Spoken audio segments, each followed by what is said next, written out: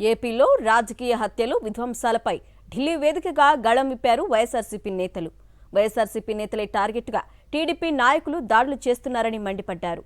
రాష్ట్రంలో red book రాజ్యాంగం నడుస్తోందని, రాజ్యాంగాన్ని అపహాస్యం చేసేలా టీడీపీ నాయకుల దౌర్జన్యం, దుర్మార్గాలు చేస్తున్నారని ఆగ్రహం వ్యక్తం చేశారు. అధికారంలోకి వచ్చిన మొదటి రోజు నుంచి వాళ్ళ యొక్క వైఖరి కానివ్వండి, ఆ యొక్క తెలుగుదేశం పార్టీ ప్రభుత్వం యొక్క ఆలోచన విధానం కానివ్వండి, కక్ష సాధింపు చర్యలు, భయాందోళనకు గురి చేయాలి, వైసీపీ కాడర్ లేకుండా చేయాలి, వైసీపీ కార్యకర్తల మీద కేసులు పెట్టాలి. ఈ ఆలోచనతోటి వాళ్ళు ఎలక్షన్లకు ముందు నుంచే వాళ్ళు చేసినటువంటి ఆ యొక్క ప్రేరేపిత ఆ యొక్క హింసాకాండ ఏదైతే ఉందో, ఆ యొక్క రెడ్ డైరీ రాజ్యాంగం ఏదైతే అదే నడుస్తూ ఉంది తప్ప రెడ్ బుక్ అంతకు మించి అందుకే రాజ్యాంగం కింద నడుస్తూ ఉంది. ఇప్పుడు ఆ బాబాసాహెబ్ బిఆర్ అంబేద్కర్ గారు రాజ్యాంగం నడవట్లేదు ఆంధ్రప్రదేశ్లో.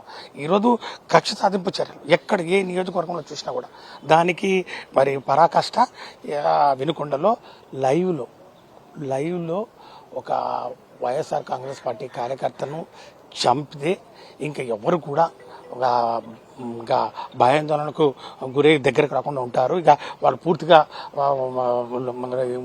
ఇంటికి పరిమితం అయిపోతారు.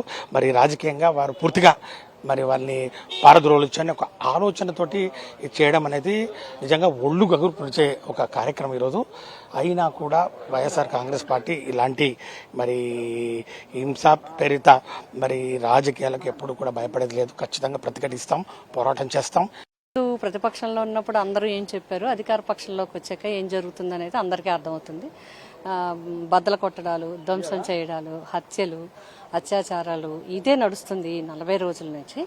బట్ మనం చూసినట్లయితే ఎన్నిసార్లు ఎన్ని రకాలుగా పోలీసు కానీ గవర్నర్ కానీ అందరికీ చెప్పినా కూడా దాని మీద ఏమీ స్పందన లేదు. ప్రతిపక్షంలో ఉన్నప్పుడు చెప్పిన విషయాలకి ప్రస్తుతం ప్రభుత్వంలోకి చేసిన విషయాలకి పొంతన లేకుండా నడుస్తుంది. అందులో మా కార్యకర్తలను రక్షించుకోవాలి, మా కార్యకర్తల్ని కాపాడుకోవాలి. మా నాయకుల మీద జరుగుతున్న దాడులను నిరసిస్తూ, హత్యాకాండాన్ని నిరసిస్తూ, వాళ్ళ బిల్డింగులు, భవనాలు, ఆఫీసులు ధ్వంసాన్ని నిరసిస్తూ ఈరోజు జంతర్ మంతర్ దగ్గర అందరూ కూడా పార్టీ నాయకత్వం, మా జగన్మోహన్ రెడ్డి గారి నాయకత్వంలో అందరూ కూడా ఈరోజు ధర్నా పెట్టడం జరిగింది. తప్పకుండా దీన్ని చూసి కేంద్ర ప్రభుత్వము, అదేవిధంగా హోమ్ మినిస్ట్రీ కూడా స్పందించాలి. రాష్ట్ర ప్రభుత్వాలకి ఖచ్చితంగా ఆదేశాలు ఇవ్వాలి. విధ్వంసకాండలు లేకుండా న్యాయపరంగా ఏదన్నా ఉంటే చట్టపరంగా చేసుకోవాలి తప్ప ఇలా దౌర్జన్య కాండాలు మానుకోవాలనేది మా విజ్ఞప్తి. ఇప్పుడు ఏం చేయలేకపోవచ్చు అధికారం ఉందని, బట్ కానీ ప్రజలు దీన్ని హర్షించరు. కాబట్టి ప్రజల ప్రాణాలు కాపాడాల్సిన బాధ్యత వీళ్ళు కూడా ప్రజలే. వేరే పార్టీ అయినంత మాత్రాన, మీకు ఓటు అయినంత మాత్రాన, ప్రతిపక్షానికి ప్రోత్సహించిన మాత్రాన ఇట్లాగా ప్రాణాలు తీసే పరిస్థితులు ఉండడం అనేది ఎప్పుడూ ఎవరికి మంచిది కాదు. ఖచ్చితంగా స్పందించాలి దీని మీద.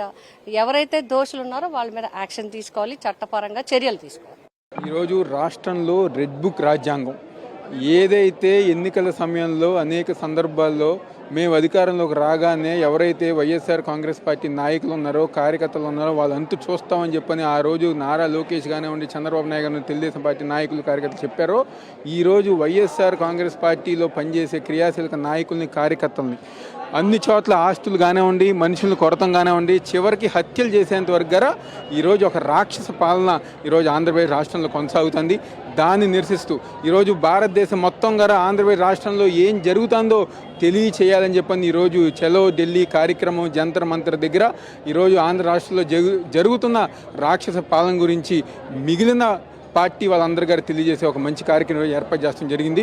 దీని ద్వారా దేశంలో ప్రజానికానికి ఆంధ్ర రాష్ట్రం జరిగే అన్యాయాల గురించి తెలియజేసే విధంగా ఎట్టి పరిస్థితుల్లో ఈ రాష్ట్రంలో, ఆంధ్రప్రదేశ్ రాష్ట్రంలో రాష్ట్రపతి పాలన విధించి ఎవరైతే సామాన్య ప్రజానికాన్ని కాపాడాల్సిందిగా మేము అందరంగా డిమాండ్ చేస్తాం జరుగుతుంది.